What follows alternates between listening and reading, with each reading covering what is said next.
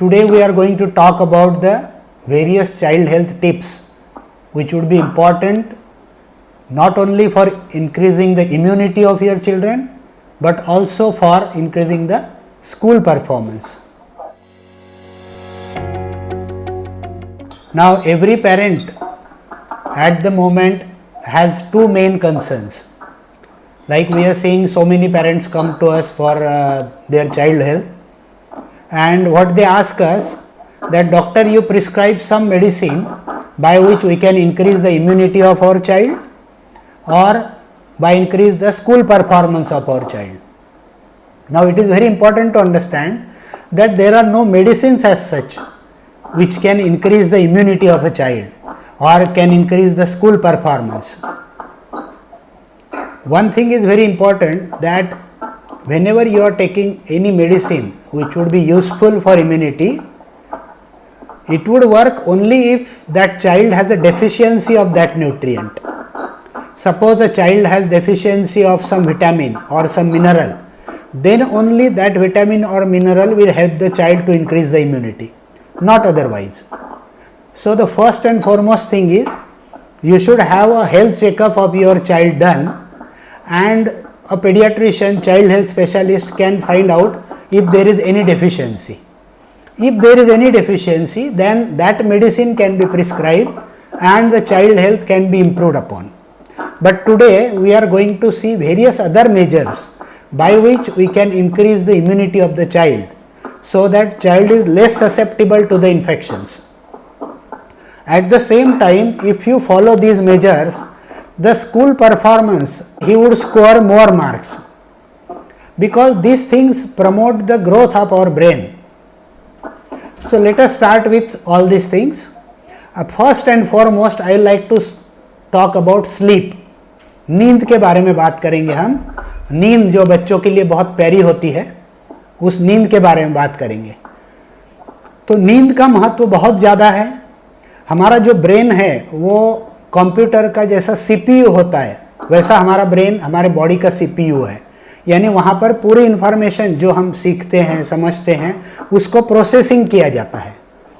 तो इसी तरह हमारा ब्रेन एक सीपीयू है हमारे बॉडी का, और इस ब्रेन को रेस्ट मिलना बहुत ज़रूरी है.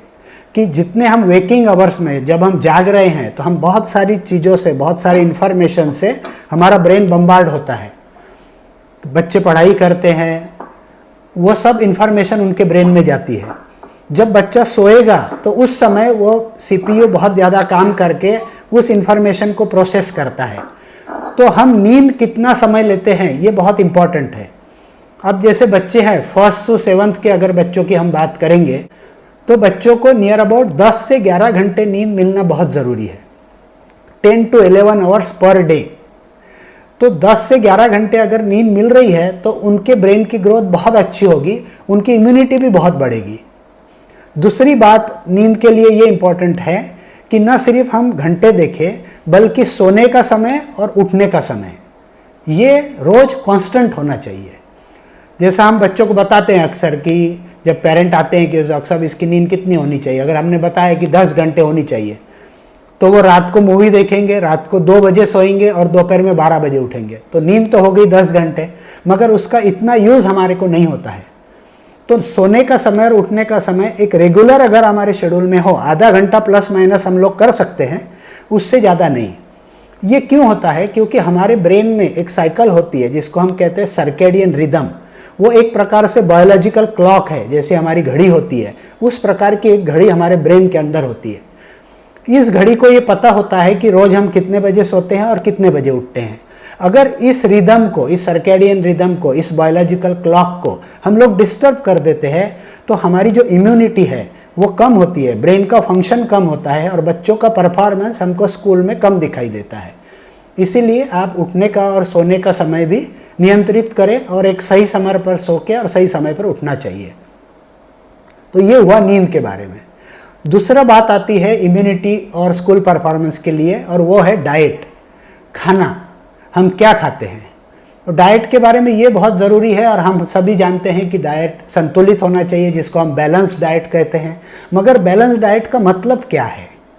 बैलेंस डाइट का मतलब ये होता है कि बच्चों के और हमारे भी फूड में 4 ग्रुप ऑफ फूड्स हमेशा होनी चाहिए। हर खाने में 4 ग्रुप्स होनी चाहिए।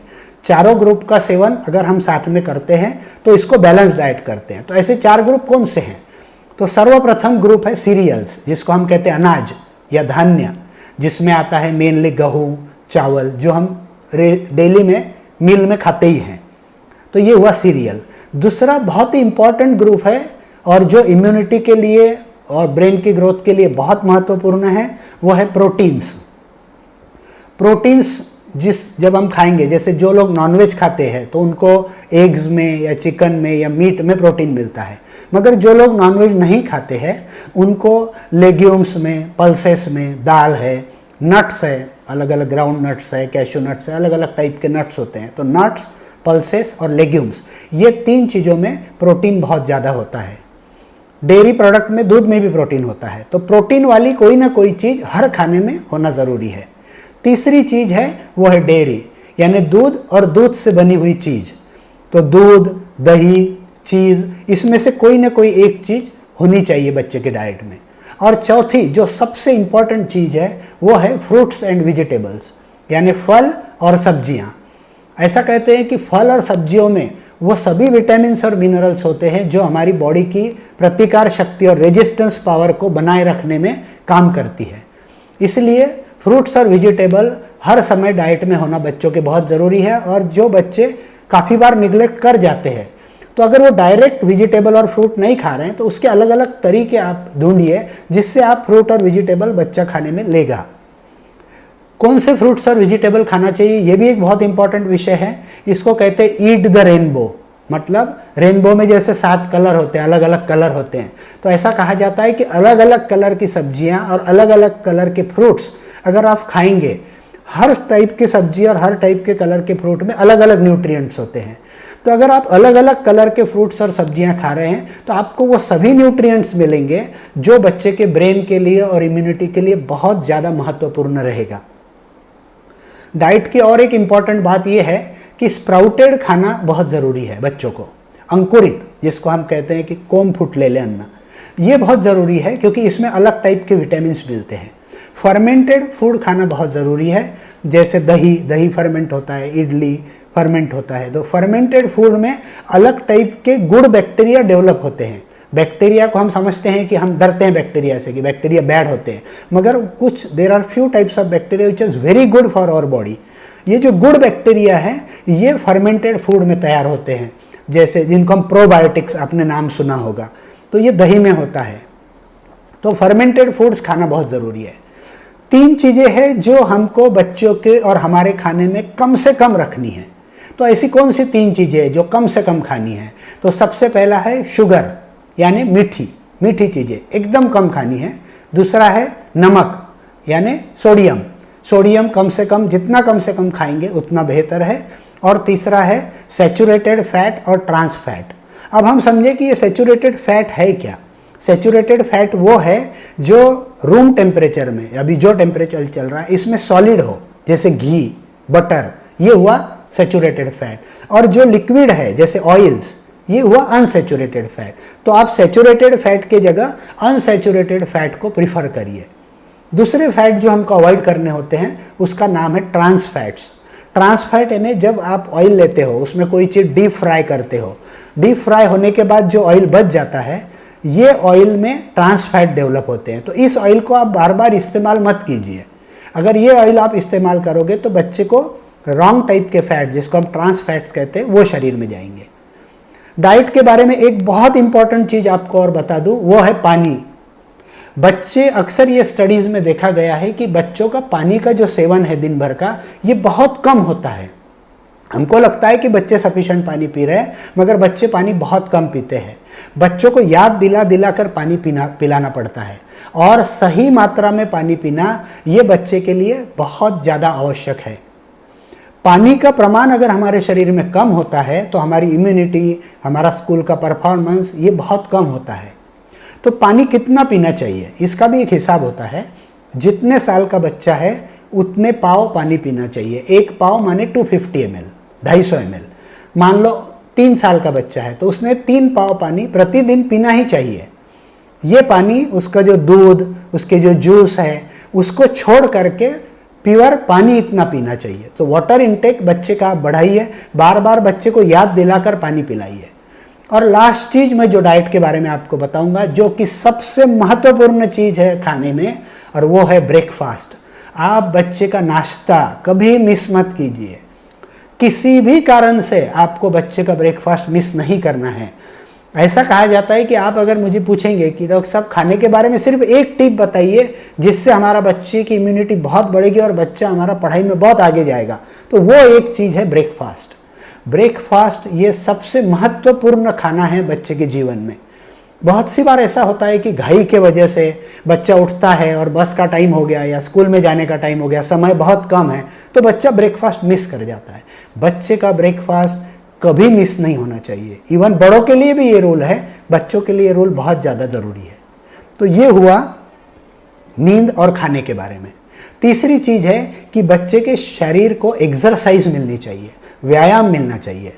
तो अब आप पूछोगे कि बच्चे को कितना व्यायाम, बच्चे तो दिन भर खेल कूद करते ही रहते हैं, तो कितना व्यायाम बच्चे को मिलना चाहिए? तो बच्चे को कम से कम 1 घंटे का व्यायाम प्रतिदिन मिलना बहुत ज़रूरी है। अब आप कहोगे कि बच्चा खेल में था, सिंपल खेल में था कोई, या मेरे साथ टहलने निकल गया, घूमने निकल गया, तो 1 घंटा, तो ये व्यायाम सफिशेंट हुआ क्या? नहीं। सफिशेंट व्यायाम हुआ कि नहीं हम कैसा देखेंगे? पहली बात है कि हम गिनेंगे कि उसने कितने देर तक व्यायाम किया, वो हुआ 1 घंटा। दूसरा हम देखेंगे कि उसकी इंटेंसिटी कितनी थी, उसकी तीव्रता कितनी थी। तो अब आप कहेंगे तीव्रता हम कैसे गिने? तीव्रता गिनने के लिए कोई यंत्र लगाए क्या? जो आजकल हम 2 लोगों को देखते हैं कि आर्म्स पे कुछ पेडोमीटर लगाते हैं और घूमते हैं, ये सब करने की बिल्कुल ज़रूरत नहीं है।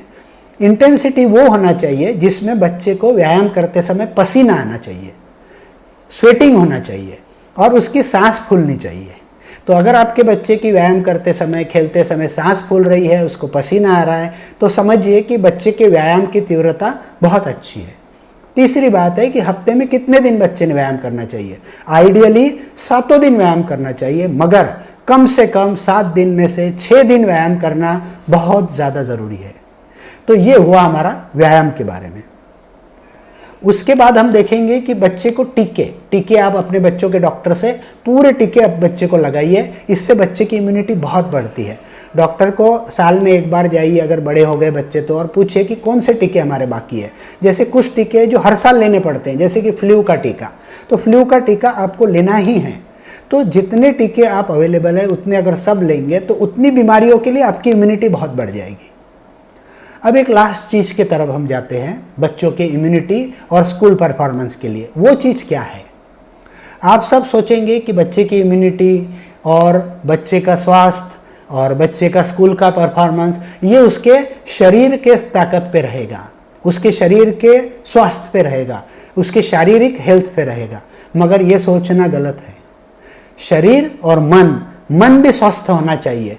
तो जिसको हम कहते हैं मेंटल हेल्थ या मानसिक स्वास्थ्य, मानसिक स्वास्थ्य के तरफ आपको बच्चे के बहुत ज़्यादा ध्यान देना है।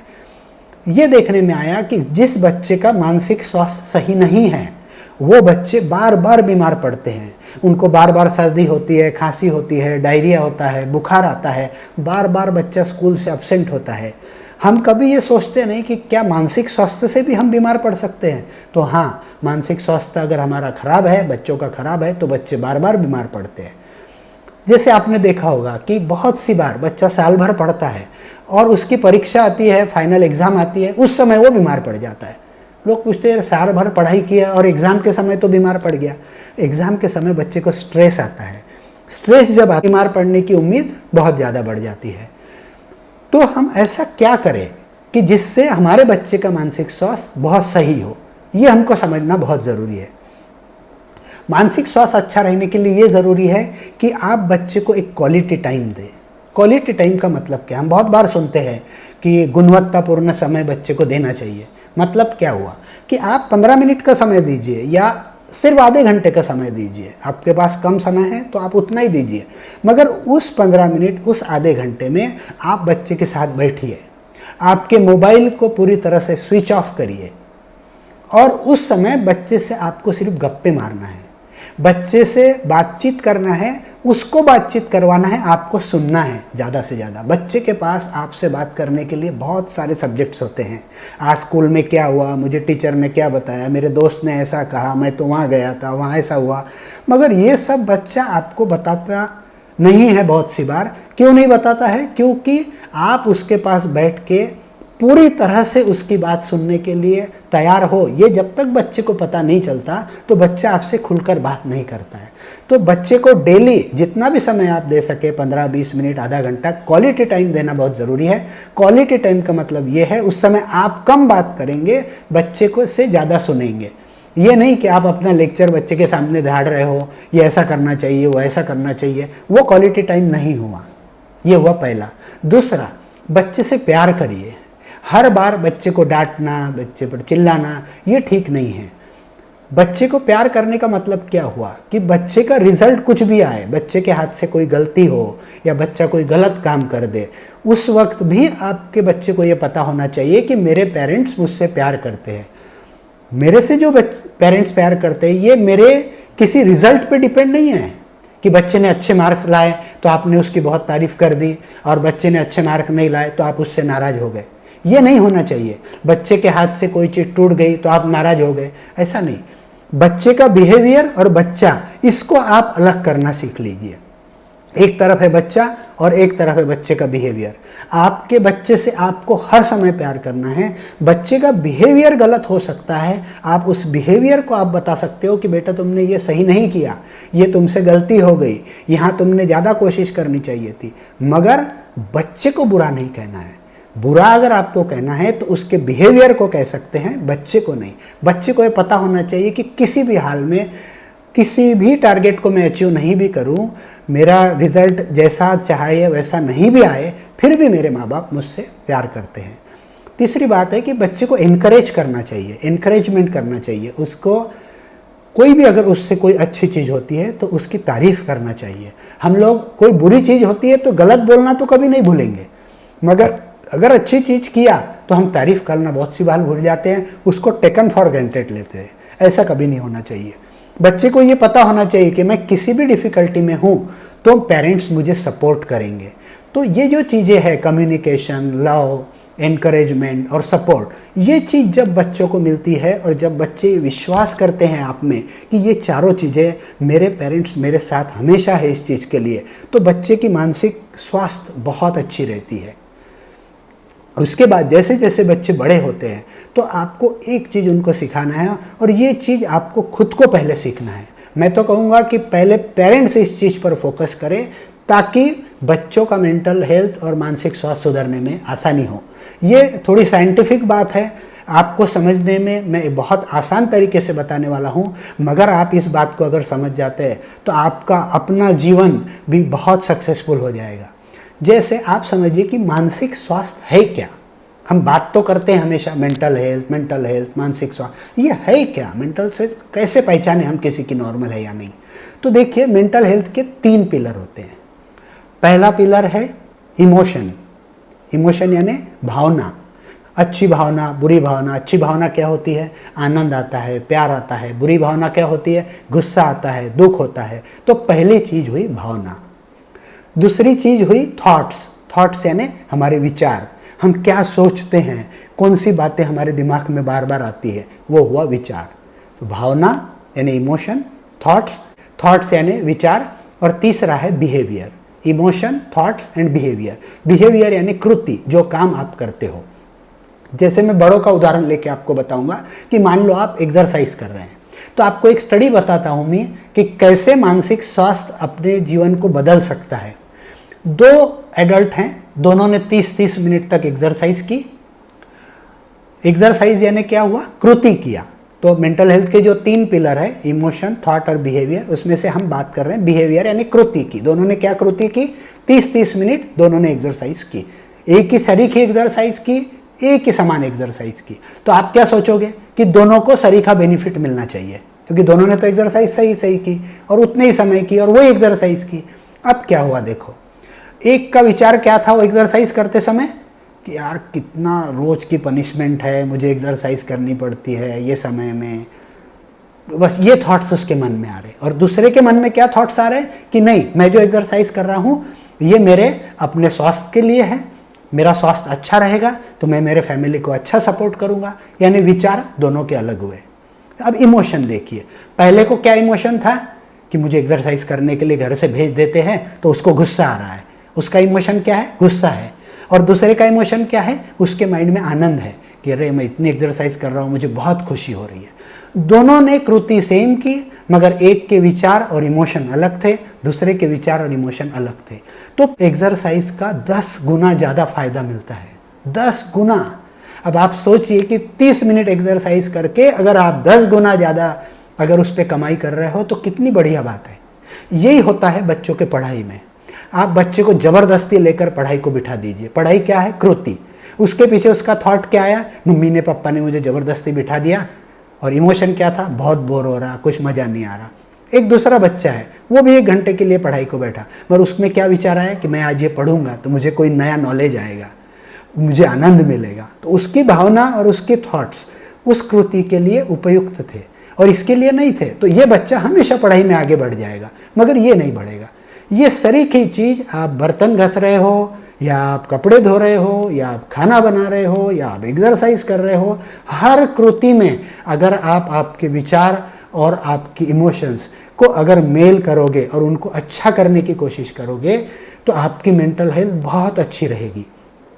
जब आपकी मेंटल हेल्थ अच्छी रहेगी तो आपको उसका 10 गुना ज़्यादा फायदा मिलेगा। और यही चीज़ हमको धीरे धीरे बच्चों को सिखाना है। अगर हम इतनी चीज़ें करते हैं, नींद, खाना, एक्सरसाइज, इम्यूनाइजेशन, टीकाकरण और गुड मेंटल हेल्थ, तो आपका बच्चा इतना पावरफुल इम्यूनिटी में हो जाएगा और स्कूल के परफॉर्मेंस में भी बहुत आगे बढ़ेगा।